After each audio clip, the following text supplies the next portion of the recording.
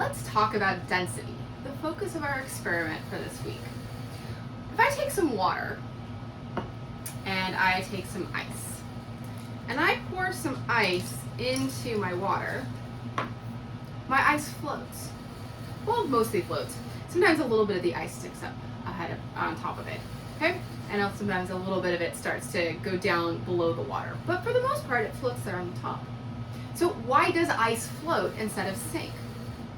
Well, when we look at water and we look up the density of water, we find out that the density of water is approximately 1 gram per mil. The density of ice is about 0.92 grams per mil. So the density of ice is less than the density of water, which is why ice floats when you put it in water, because it is less dense than the water is, right? So our investigation today, you're going to look at the density of some little plastic or metal cylinders. You will look at the density of some sucrose solutions, so some sugar solutions, and then you'll take those little cylinders and your sucrose solutions and you will guess and then experiment with which cylinders will float in which solutions. All right, so we'll look at our equipment list. What we will need is this green bag here. All right, this is the materials kit for density. So it says exploring density here, small items enclosed, because the little cylinders in here will be very small. When I open this up, okay, indeed what I find is a small little metal cylinder and then 2 little small plastic cylinders, okay? So I need that. All right, it also tells me that I am going to need my electronic balance, so I'll pull that out. I will need my 50 ml graduated cylinder,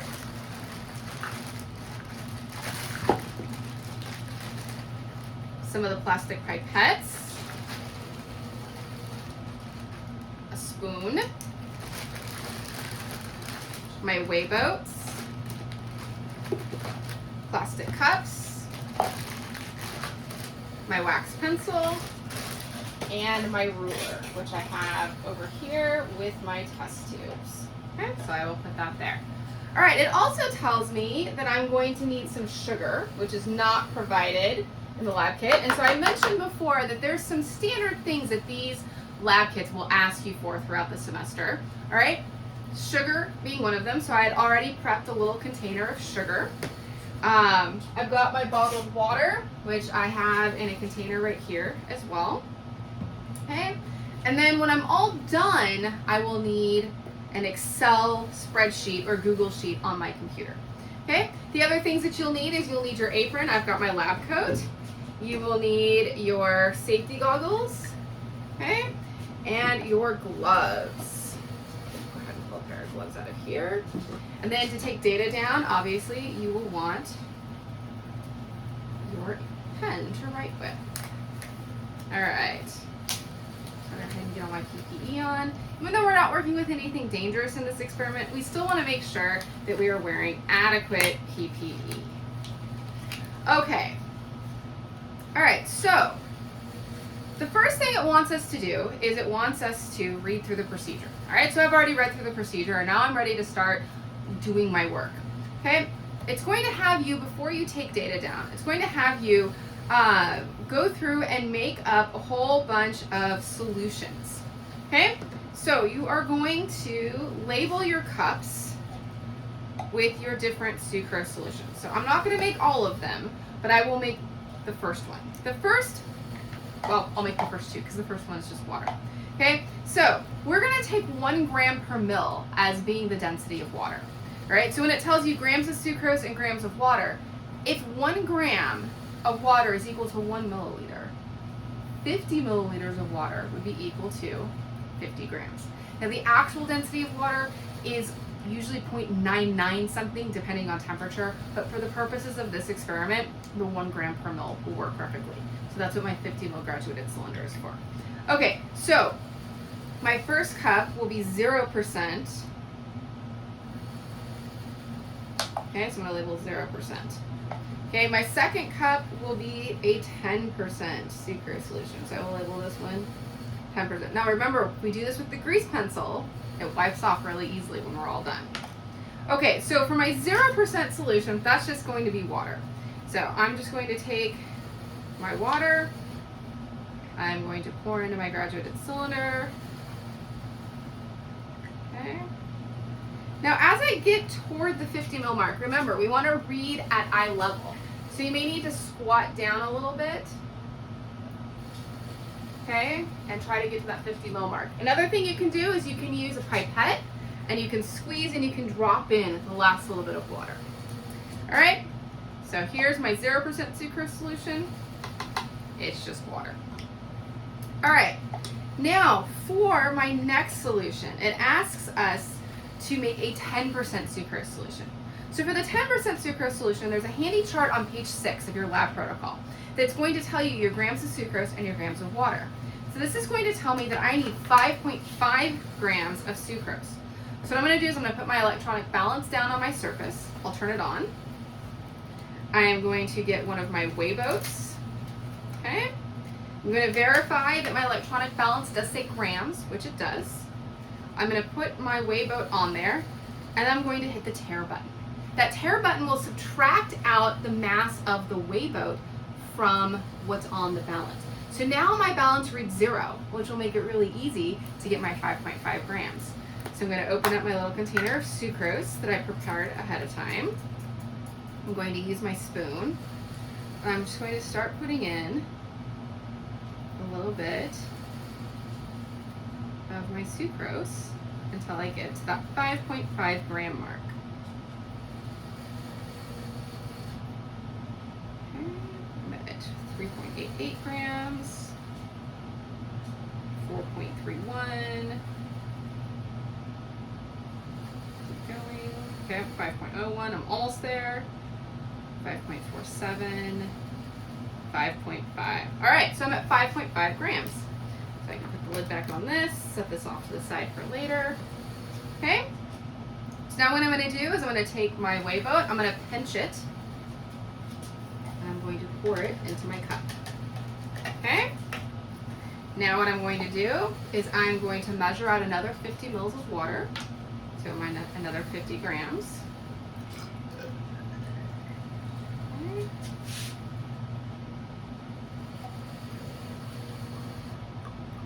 Get down there to my eye level. Add just a little bit more there. All right, here we go. And now I can pour it in. Now I want to make sure that I have actually used everything that's in here. So what I'm going to do is I'm actually going to pour some water through my weigh boat and rinse and make sure I get all my sucrose off my weigh boat. What I can do then is I can dry my weigh boat so I can reuse it for the next one. Okay? All right. So now I can swirl my solution around. This one should dissolve fairly readily. As you get to the higher concentrations of sucrose, it may have trouble dissolving, especially at room temperature. And so you may need to use the microwave in your kitchen to heat the water up ever so slightly to get it to dissolve. You don't want to heat it up for long periods of time. You don't want to get the water boiling. You just want to nuke it for a few seconds at a time until you can get it to dissolve. All right, and you want to get it to a point where there's no solid left at all as you are swirling it around. Okay, and so you will prep all of your solutions that way. And when you go to do your next sucrose solution, you'll do the same thing. You'll get a cup labeled, you'll put the weigh boat back on there, you'll hit the tare button, and then you will add as much sucrose as you need until you get to the particular point that it tells you in the lab manual. Okay, and when you're all done, you can turn your balance off and put it off to the side for the next part. All right, so the other thing too is you can be letting these dissolve for a while you do activity number 1. Activity number 1 doesn't use the sucrose solutions. Activity number 1 just uses these 3 little cylinders.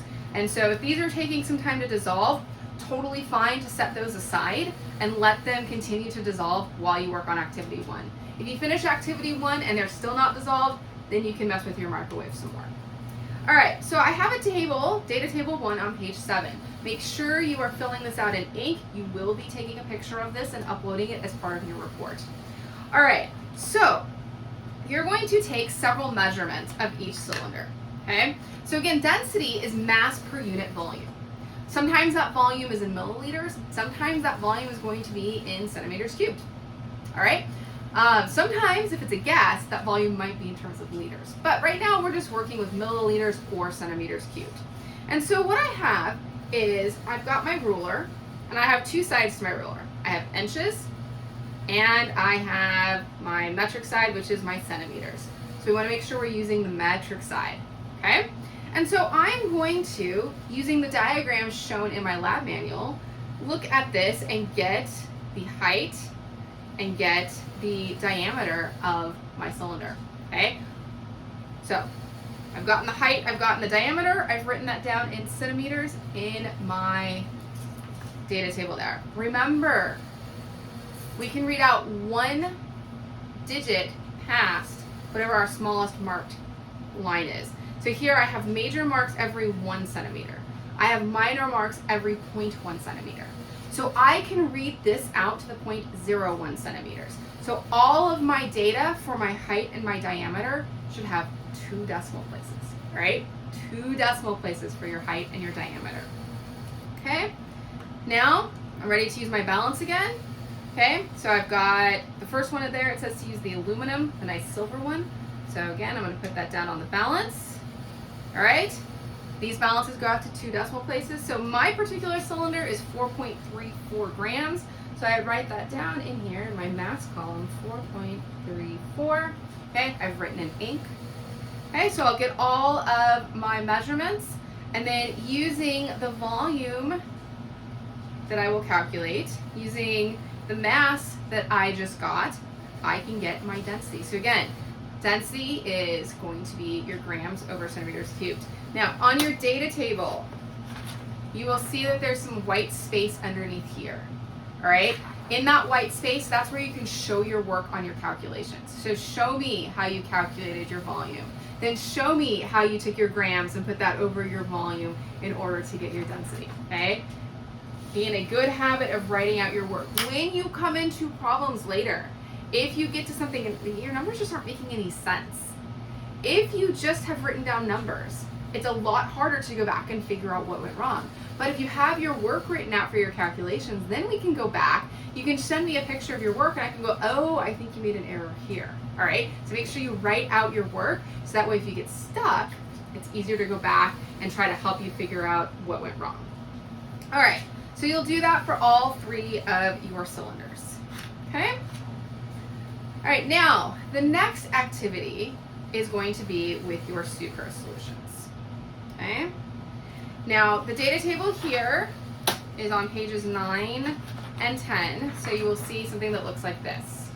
All right, so you're going to do this in incremental additions, okay? When it asks you for the mass of the cylinder, this should not change, okay? The mass of this cylinder should remain constant throughout the experiment because you're using the same cylinder.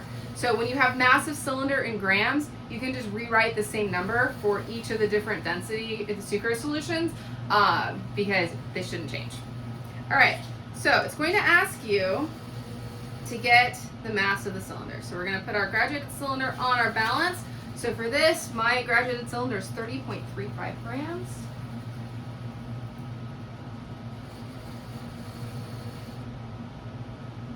Okay, all right. So my cylinder is 30.35 grams. Now it's going to ask me to add 5 mils of my 0% sucrose solution to this. Okay, so the easiest thing to do here is to go ahead and use the pipette.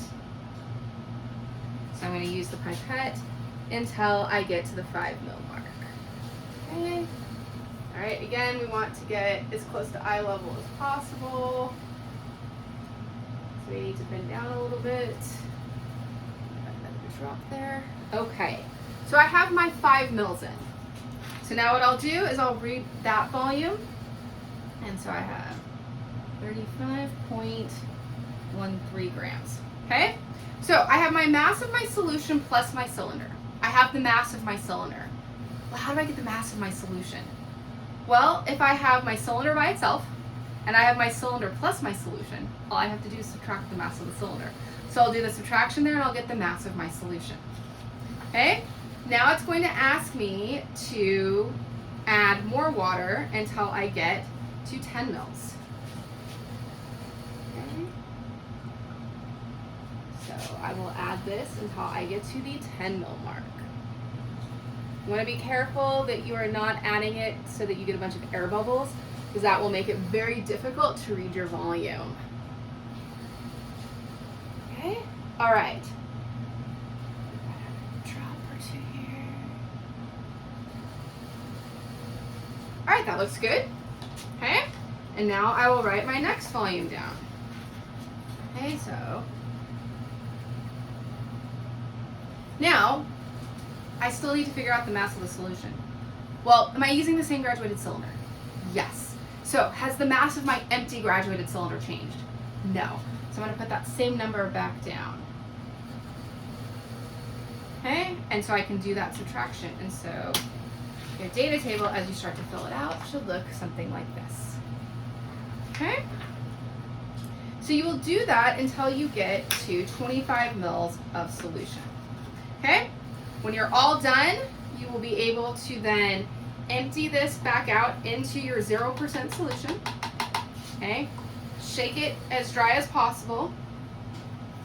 All right, and then you'll put it back on here. You'll start with your 10% sucrose solution. Okay? You'll write down your mass of your empty cylinder. Okay? And now you will move to this. Now what you can do, you can use the same dropper. Okay? I'm going to draw up and squirt out a few squirts of this solution here to make sure that everything has coated this and there's no drops of water in here that are going to mess up my first thing. And I'm going to do the same thing I just did. I'm going to add in 5 mils. Okay.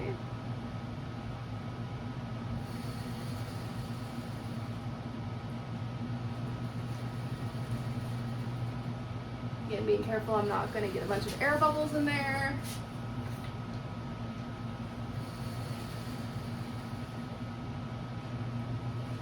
Alright, I got my 5 mils. I'll record my volume. And I'll do that until I hit that 25 mil mark. Okay? Once again, I will take this and I will pour this out into my container. Squeeze this out, and I can do the same thing to my next solution. Now this had some of my sucrose solution in it. So before I move on to my 20% sucrose solution, I want to take my deionized water, and I do want to go ahead and rinse this out. I'm just going to put this in this beaker here that I had ice in. Okay. So you remember when you clean these, you don't need to fill the whole thing up. I'm going to put in 3 good rinses of my deionized water. Okay, and then shake it out again. And now I'm ready for my 20% sucrose solution. All right, so I will do that all the way up through my 60% sucrose solution. Now, before I do activity 3, I do need to stop and I need to work my data up for activity 2. Because activity 3 requires that you know the densities of your various different sucrose solutions. Activity 3 also requires that you know the density of your 3 little cylinders here. Because activity 3 is going to ask you a question. Will it sink or will it float? And so your job will be to look at the densities of each of the 3 cylinders and to look at the densities of each of the sucrose solutions and decide in which sucrose solutions will your cylinders sink. Okay, so each of the 3 different cylinders, which solutions will they sink in and which solutions will they float in. And so you need to make a prediction for each of the sucrose solutions before you add the cylinder into the solution. So make your predictions, all right? And then you're going to actually try out your predictions and write your observations down. Now, one thing that can be a little bit difficult, one thing it doesn't tell you to use in the protocol are your tweezers here. What I would recommend is when you go to do this, and instead of just dropping them in, pinch them in your tweezers, then put them into the solution, and then when you go to get them back out, you can use your tweezers to pull them back out, because the sucrose solutions might be a little sticky, and that way you don't have to stick your hands into all of them. Pull it back out and then have a paper towel or something ready to go that you can drop it onto, and then you can wipe it off or rinse it off before you try it in the next solution, because you'll need to try it in each of the sucrose solutions. And so it's much easier if you use your little tweezers here. Be careful because it can fling around. To try to get them in and out of the solutions than if you're just sticking your hands in them, because your gloves will get all gross, and then you have to do it for 3 cylinders. So I would use your little tweezers here, okay? And so you'll need to make those predictions, and then you'll need to actually try it. Note that it does say to take photos at this point, and make sure that you have looked on the assignment and seen exactly which photos you need to take, because at the end, if you've cleaned the entire thing up and you forgot to take your photos, you'll need to set it all back up again to make sure that you get the required photos. All right, so that is your experiment. So hopefully you'll have fun doing it. I like the last part where you have to make those predictions and then see what actually sinks or floats. I did that part with my daughter at one point, and I asked her, she doesn't really understand density yet, but I did ask her which one she thought would sink or float, and then she had fun trying to see which cylinders sank or floated in the different sucrose solutions. So that one can be kind of fun to do. All right, so that is your experiment for this week, and hopefully you will have a better understanding of density by the time you are done.